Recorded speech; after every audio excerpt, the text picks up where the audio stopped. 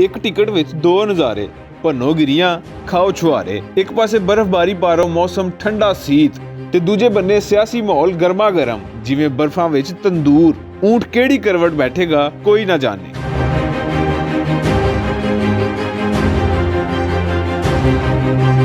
एक बन्ने तहरीके इंसाफ दे चेयरमैन इमरान खान दी हिदायत उत्ते इलैक्शन कराओ मुल्क बचाओ रैलियां धड़ाधड़ चालू ने। लाहौर, गुजरात, टोबा तेग सिंह सने दूजे शहरां विच रैलियां अंदर PTI दे पुरजोश कारकुनां दी वड्डी तादाद भी रलत कर रही है। महंगाई नूं मुख रखदिआं गले विच रोटियां दे हार, सरकार मुखालफ शदीद नारेबाजी। कारकुन मोटरसाइकलां, कारां, बग्गियां ते घोड़ा सवारी करदिआं घोड़ियां दे नाश दा मजा लैंदे रहे। दूजे बन्ने मुस्लिम लीग नून ने मुल्क गीर वर्कर्स कन्वेंशन दा सिलसिला चालू कर दिता है। रावलपिंडी, सियालकोट, शेरगढ़ ते मरदान विच मुस्लिम लीगी वर्करां दी भारी गिनती ने कन्वेंशनां विच रलत कीती। ਇਹ ਕਨਵੈਨਸ਼ਨ इस्लामाबाद, लाहौर, शेखपुरा, कसूर ते फैसलाबाद सने बाकी शहरां विच भी रौनकां लाणगे। ਇਹ ਕਨਵੈਨਸ਼ਨ मुस्लिम लीग नून दे सदर ते वजीर आज़म मियां शहबाज शरीफ दे पार्टी वर्करां नूं मुतहरक करन दे फैसले तो बाद शुरू होए।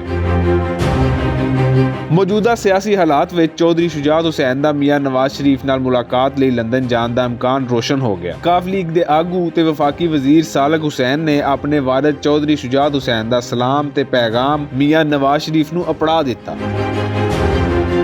मौजूदा सियासी गर्मी सर्दी दा नतीजा की निकलेगा ओदा पता आउण वाले दिनां विच ही लगेगा कि सिक्का किहड़े रुख टेकदा है।